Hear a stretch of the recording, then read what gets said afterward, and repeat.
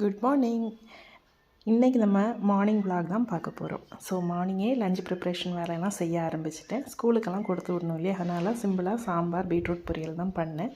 காலமாக பிரேக்ஃபாஸ்ட்டுக்கு பொங்கல் செஞ்சுக்கலாம் அப்படின்னு பொங்கலும் ரெடி பண்ணிவிட்டு அதே சாம்பார் அப்புறம் உளுந்து வடையும் வச்சு சாப்பிட்டாச்சு.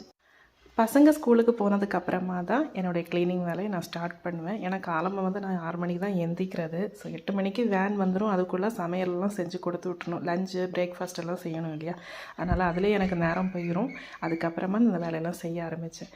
ஆடி மாதம் பிறந்துச்சு இல்லையா, ஸோ எல்லா வருஷம் ஆடி மாதம் நான் இந்த கூழ் காய்ச்சினதே இல்லை.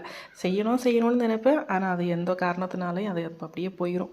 ஸோ இந்த வாட்டி கண்டிப்பாக கூழ் காய்ச்சியே ஆகணும் அப்படின்னு ராகி 1 கிலோ எங்கள் அம்மா ஹோம்மேடாகவே மில்லில் கொடுத்து பொடிச்சு தந்து விட்டாங்க. ஸோ அதை எடுத்துகிட்டு வந்ததுனால சரி இருக்குதே அப்படின்னு சொல்லி தான் செய்ய ஆரம்பித்தேன். ஸோ அதையும் செஞ்சு அப்படியே ரிலாக்ஸேஷனாக குடிச்சாச்சு.